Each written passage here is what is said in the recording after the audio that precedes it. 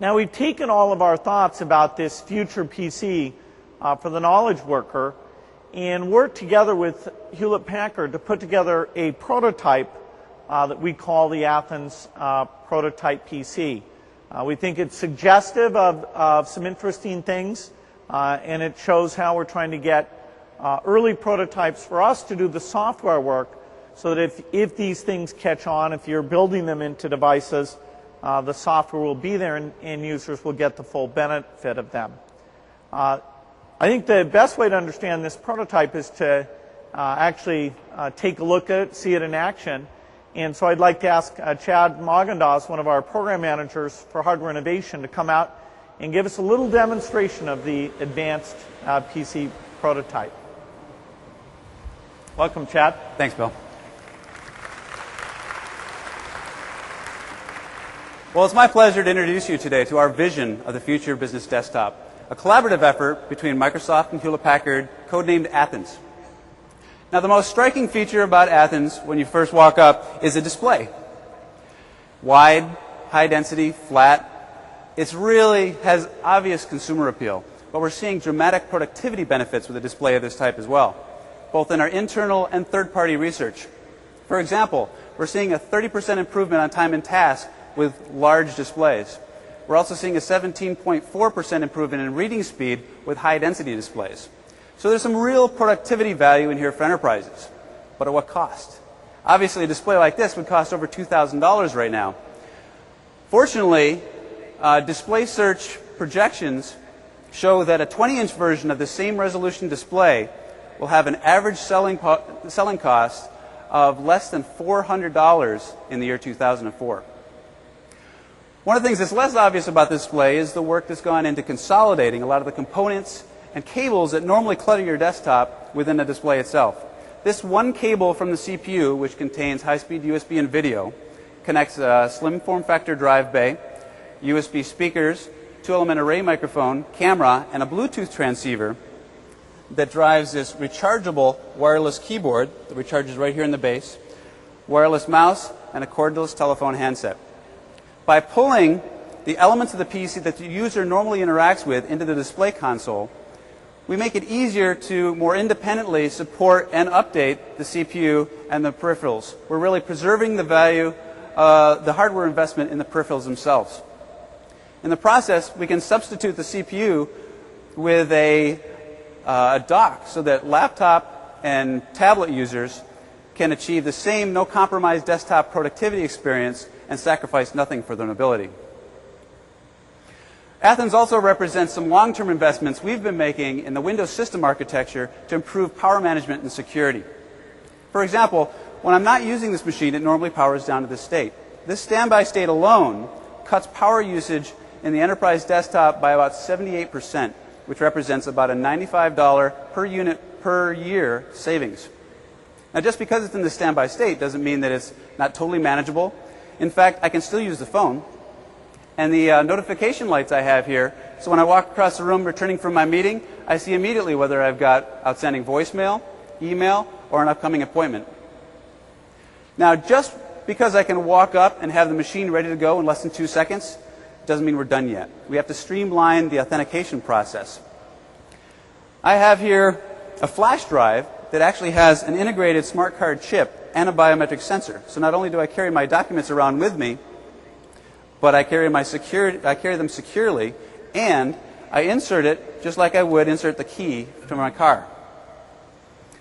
When the PC comes on automatically, I just press my thumb to the sensor, and I've restored my working environment. Now, a few notes. This is prototype software as well as hardware.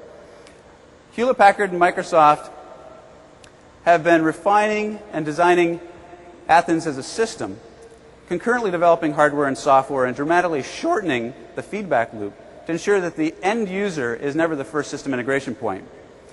These prototyping tools really help us exercise the hardware and software integration.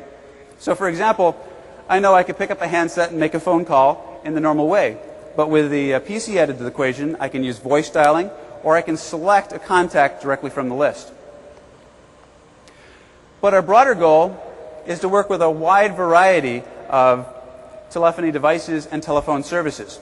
Whether it's the analog phone that I've had in my basement for 3 years, or an enterprise PBX system like this handset from EADS Telecom, or a Bluetooth solution like this off-the-shelf Sony Ericsson phone, this prototype Bluetooth smartphone, or this prototype Pocket PC phone edition from Texas Instruments that not only integrates Bluetooth but Wi-Fi as well.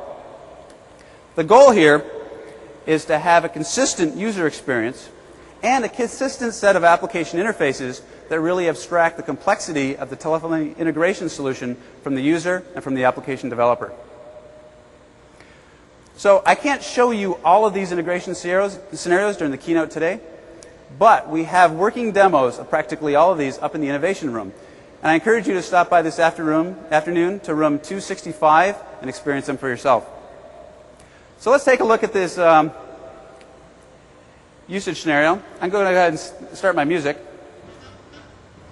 Now let's say I'm just working and I'm waiting for an incoming call. Well, an incoming call comes in and I can answer it with a speakerphone button right here on my keyboard. Hey, Mike here.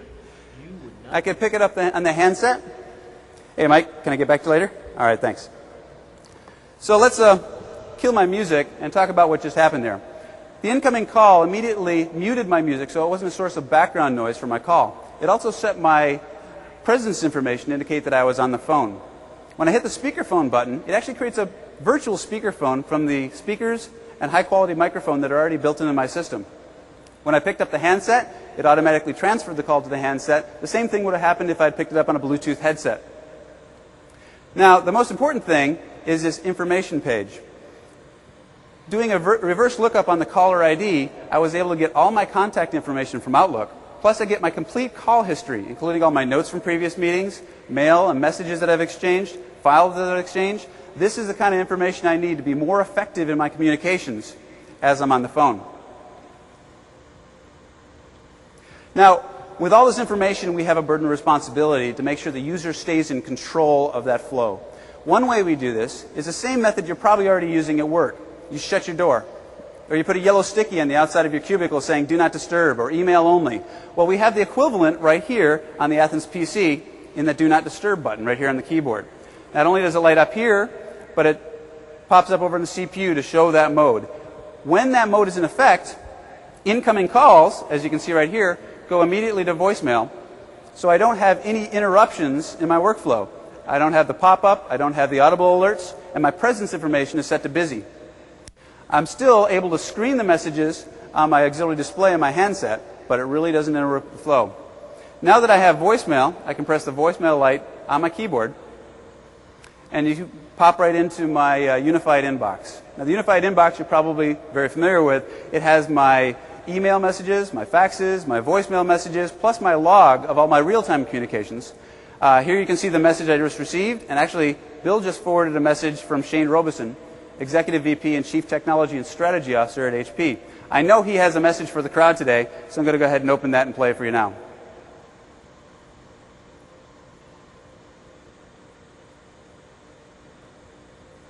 Hey, Bill.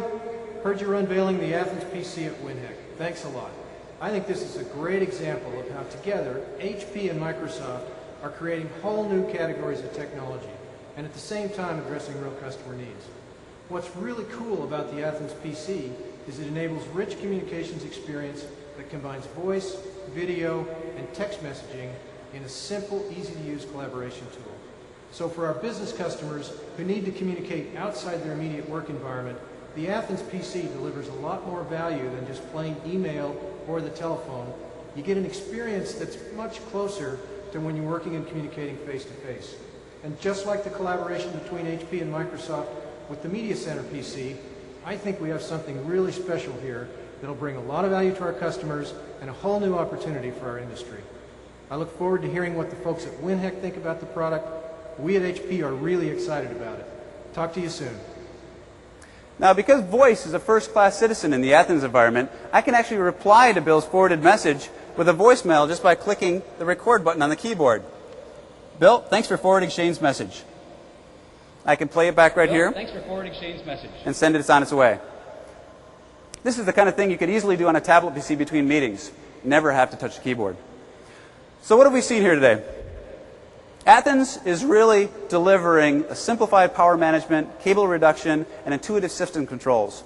We've integrated telephony so that we're adding value to your calls, surfacing information that's already available on your PC or on the internet, so that you can communicate more effectively. Really, Athens is a nexus for business communication, integrating all forms of messaging, voice, video, ink, text, recorded or real-time, into one seamless communication and collaboration experience. Thank you very much.